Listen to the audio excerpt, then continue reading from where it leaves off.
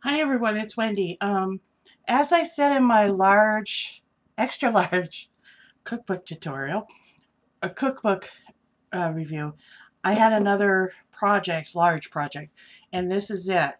Now, this is based on a video by Faithful Designs by Christie, and this was my first one that I did up. And she made it to display cards.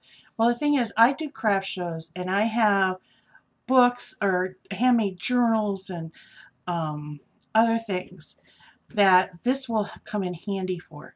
So I actually made two of them. I don't know why, but that looks crooked. And the nice thing is, these actually have, and these are huge, a drawer that is in there.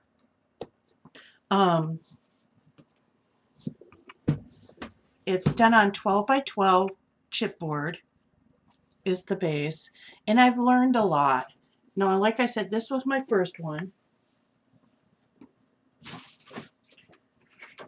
and I took what I learned from the first one and made my second one.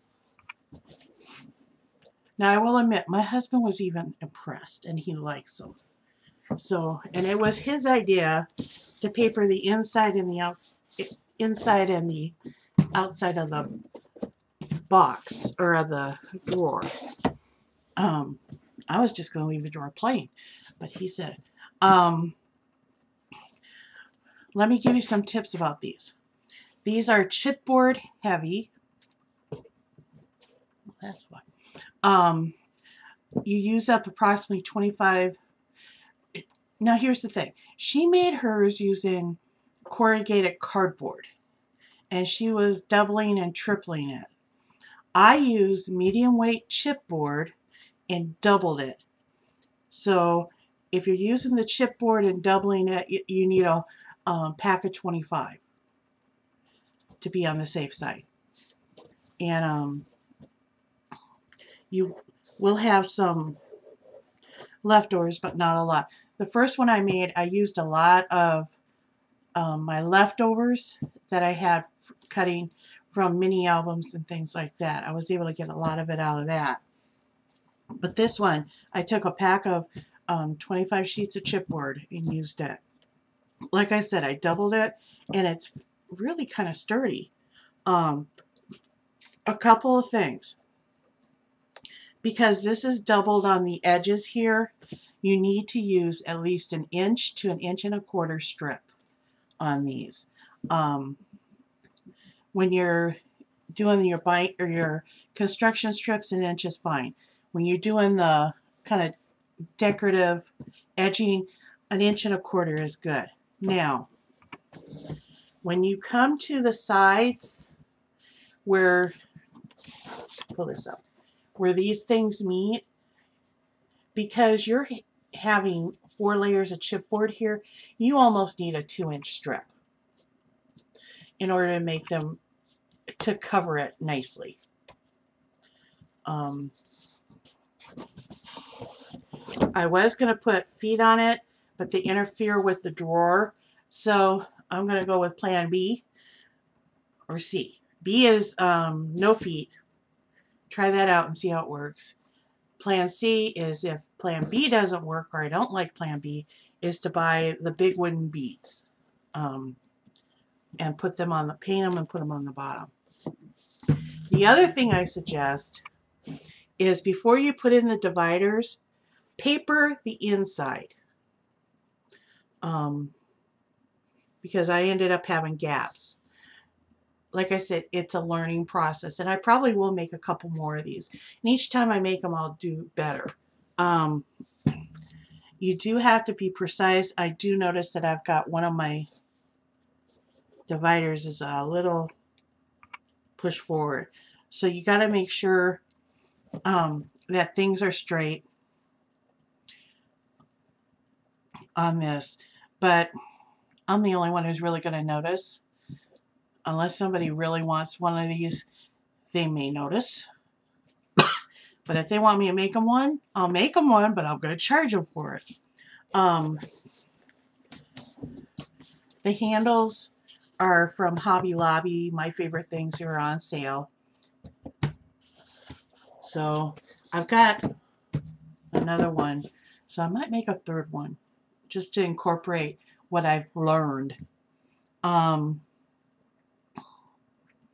yeah, I would paper the sides and the back before you do the inserts. And I found it easiest to work from the back to the front, putting, and the thing, and you really don't need to go further down than